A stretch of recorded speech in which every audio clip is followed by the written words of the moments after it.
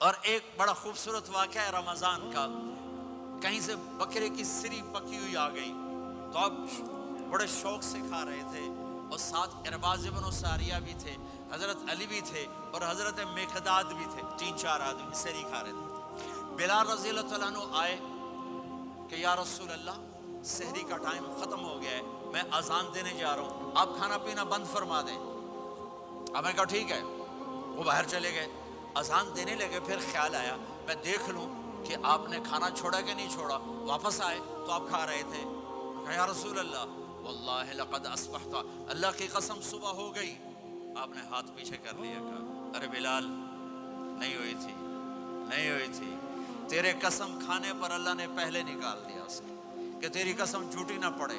حضرت علی نے فرمایا اگر بلال قسم نہ اٹھاتے تو جب تک میرے نبی کھاتے رہتے اللہ صبح کو پیچھے ہٹاتے جاتے۔ دیگ پک رہی تھی، ابو عبیدہ رضی اللہ تعالیٰ عنہ بن جراح وہ دیگ پکا رہے تھے، بکرا۔ آپ نے کہا ابو عبید یہ مجھے بکرے کی دستی پکڑانا، اگلے بازو، آپ کو اگلے بازو کا گوشت پسند تھا، گردن کا گوشت پسند تھا، یہ کمر کے پٹھ کا گوشت آپ کو پسند تھا، دودھ پسند تھا، برنی کھجور پسند تھی، عجوا کھجور پسند تھی، تازہ روٹی پسند تھی۔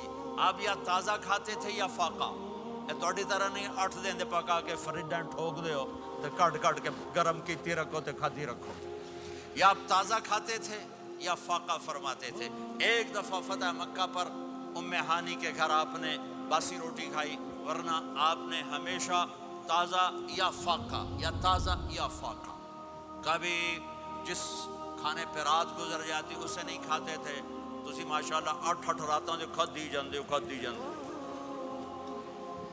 تو کہنے لگے عبید یہ دستی پکڑانا، تو انہوں نے ایسے بکرے کا بازو نکال کے پورا آپ نے یوں پکڑا، نوچ کے پھینکا، کہا دستی پکڑانا، انہوں نے یوں نکالا ڈوئی سر، آپ نے پکڑا، کھایا، کہا مجھے بکرے کا بازو دستی پکڑانا۔ کہا یا رسول اللہ بکرے کی 2 ہی ہوتی ہیں۔ آپ نے کہا تیرا بھلا ہو جائے، اگر تو میرے کہنے پہ ڈوئی ڈال دیتا، جب تک میں کہتے رہتا اللہ مجھے نکال کے کھلاتا رہتا، اللہ مجھے نکال کے کھلاتا رہتا۔ اللہ نے رمضان بھیجا ہوا ہے، رمضان آ رہا ہے، اللہ کی رحمتوں کا جنت کے دروازے کھل گئے، جہنم کے دروازے بند ہو گئے، ایک دوسرے کو معاف کر دو، روزے کی حفاظت کرو۔ آپ بہت سے بہن بھائی آئے بیٹھے ہو، لڑے ہوئے ہوگے، ناراض ہوگے، میاں بیوی لڑے ہوئے ہوں گے، بھائی بہنیں لڑی ہوں گی، رمضان آ رہا ہے، تیاری کرو۔ جیسے حج پر جانے سے پہلے معافی مانگتے ہو، رمضان سے پہلے بھی ایک دوسرے سے معافی مانگو، ایک دوسرے کو معاف کرو، ایک دوسرے کو درگزر کرو، خود جا کے معافی مانگ لو، اللہ آپ کا مقام اونچا کر دے گا، مرتبہ اونچا کر دے گا۔ آخری رات اللہ تعالیٰ فرماتے ہیں جاؤ، تمہارے رات کی قیام اور دن کے روزے کے بدلے تمہیں سب کو معاف کر دیا، مانگو۔ اور ایک رات اللہ نے شب قدر بنائی جو 1000 راتوں کے برابر کر دی۔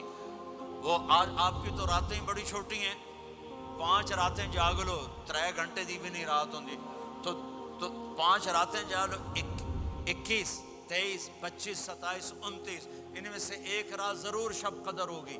ایک رات کا جاگنا 80 سال کی عبادت سے بڑھیا ہو جائے گا، صرف ایک رات کا جاگنا، ایک رات کا جاگنا۔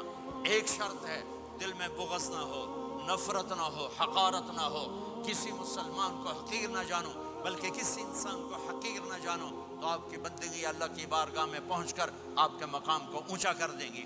تو عبادات میں ایک نماز ہے، پھر ایک روزہ ہے، پھر زکوٰۃ اور حج مالدار لوگوں کا فریضہ ہے، غریبوں کا نہیں ہے، متوسط طبقے کا نہیں ہے۔ تو عبادات کا جو نصاب ہے بڑا مختصر ہے۔ 5 نمازوں پہ کتنا وقت لگتا ہے؟ روزے سال کے بعد آتے ہیں، گنجائش ہے، بیمار و بعد میں رکھ لو، مریض و بعد میں رکھ لو، زکوٰۃ سارے سال میں کسی وقت دے دو، حج زندگی میں کب کسی وقت کر لو۔ یہ ایک چھوٹا سا نصاب ہے۔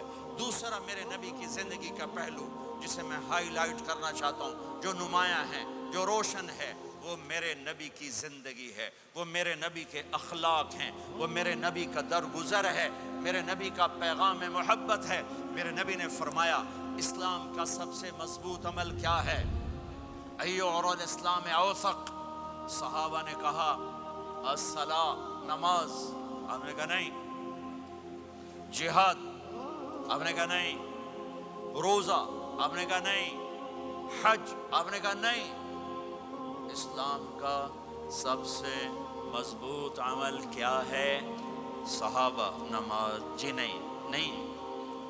जिहाद नहीं, रोज़ा नहीं, हज नहीं। अच्छा या रसूल अल्लाह फिर क्या है?